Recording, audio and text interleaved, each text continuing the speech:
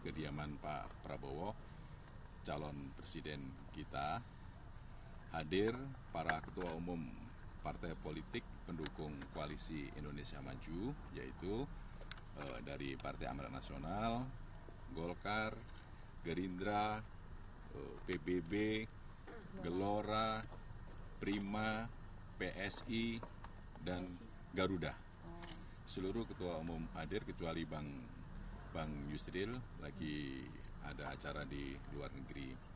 Acara pada hari ini adalah menerima secara resmi pernyataan dukungan dari Partai Demokrat untuk Pak Prabowo menjadi calon presiden Republik Indonesia di Pilpres 2024.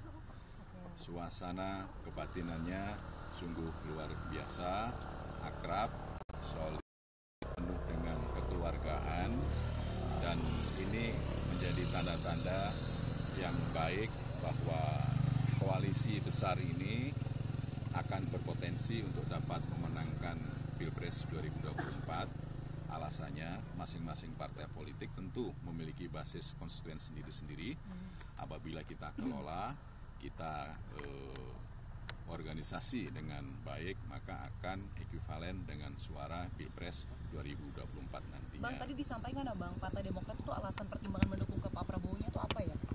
Pak SBY menyatakan bahwa ke Pak Prabowo nyaman, sama-sama sebagai saudara dari keluarga besar di Tidar, dan selama ini pernah menyatakan dukungan bekerja sama di Pilpres sebelumnya.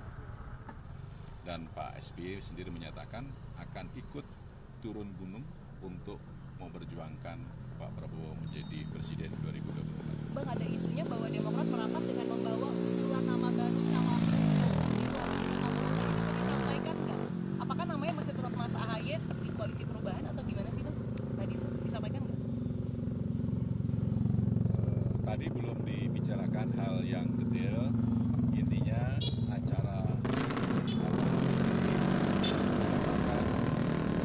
menyatakan bahwa kita menerima dengan rasa syukur, gembira, sukacita, alhamdulillah bahwa Partai Demokrat hari ini secara resmi menyatakan dukungannya kepada Pak Prabowo untuk menjadi calon presiden di Pilpres 2024. Berarti masuk tanpa syarat ya Bang?